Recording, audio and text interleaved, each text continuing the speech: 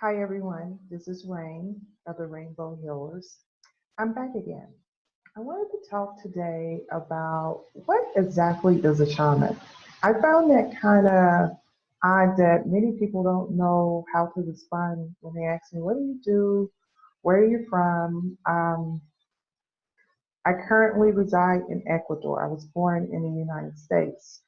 And they have two different interpretations. The shaman word comes from anthropologists, but basically, a shaman is a wounded healer.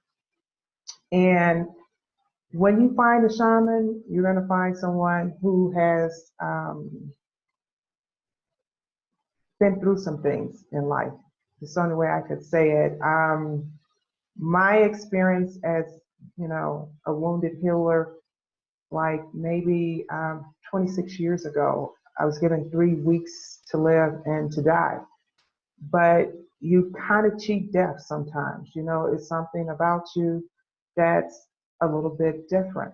Okay. I spent quite some time denying who I was and my abilities.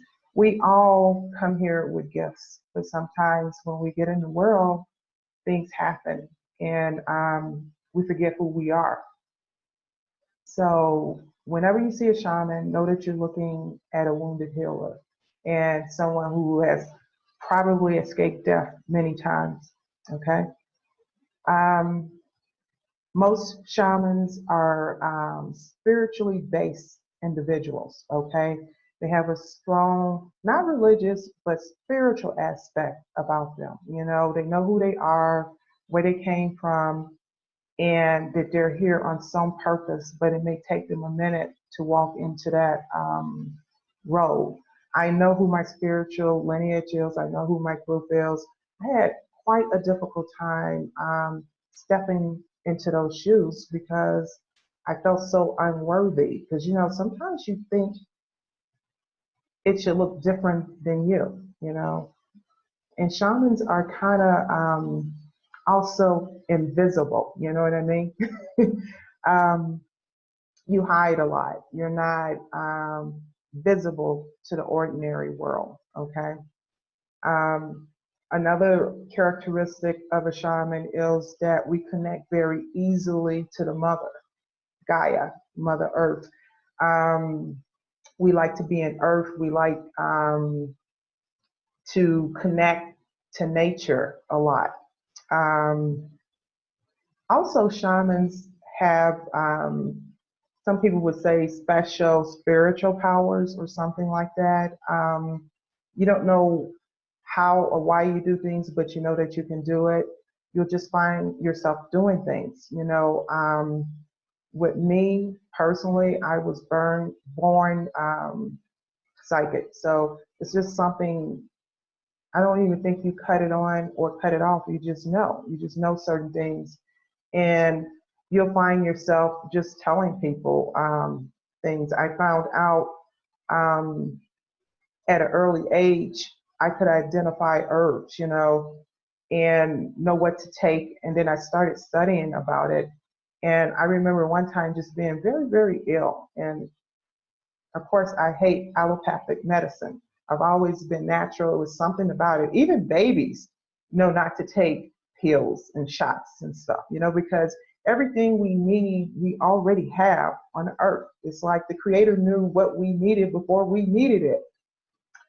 So, um, you know, um, this connection with the earth, the herbs, the plants, plant-based people, shamans usually are connected very easily to natural substances, or they're dealing with things in the healing profession. Not to say that you won't find a shaman working in corporate America or working in a hospital. Sometimes we're just so invisible, you can't see us. We all have our own unique gifts. Mine is a frequency. It's a healing frequency, but it's a frequency to shift. To shift others and to shift myself. To shift from anything that's not pure, to shift back into your spiritual self. So that's my gift in particular, is shifting people from illness to wellness. And you're going to find that to be quite common among shamans, but some shamans do totally different things. But I'm just talking about what is a shaman today. And there's going to be a part 2 video to tell you what shamans actually do. Okay. But today we just want to get straight on what is a shaman. So a shaman is a healer. Okay. One reason why people don't really know what a shaman is, because when I tell them that, they just look at me dumbfounded, like what's that? But they're too afraid to even ask you what it is. Shamans are becoming extinct because it's a lost ancient practice, okay? But all of a sudden it's being revived, okay? So you'll see people like me who are coming around, who are starting to talk about it more. We're so invisible, and maybe that isn't a good thing, and maybe it is a good thing, but the time is now. What good is having something if you don't share it with the world, okay? There are a lot of people who are saying that they're shamans, and when you really get to talking to them, they're not, They're certifications. I am a certified shaman. I trained in Chile with indigenous tribes and whatnot.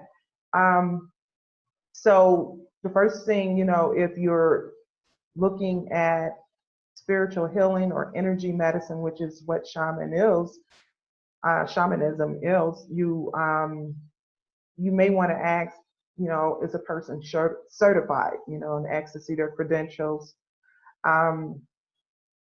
Shamanism is becoming kind of popular now, so that's why you hear a lot of people saying that they're shamans, but sometimes they're not. So just make sure you know who you're dealing with. Also, my organization is called the Rainbow Healers, and what I do is I train shamans, and people find it really weird when they see me, because when you see a picture of a shaman, you always see some male. Shamanism is basically predominantly women, believe it or not. Okay, we only had a few males in our class. Okay. And in my teaching shamanism, that's when I'm finding that's drawing to the classes. And in shamanism, it's no particular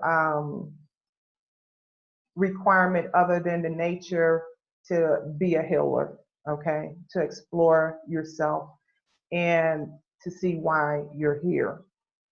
You'll be given various rites. The first rite that you get in my school is the seer rite. And I'm going to talk to you a little bit about that in the next video, like what does a shaman actually do. Thank you for listening to me today. It's been my pleasure.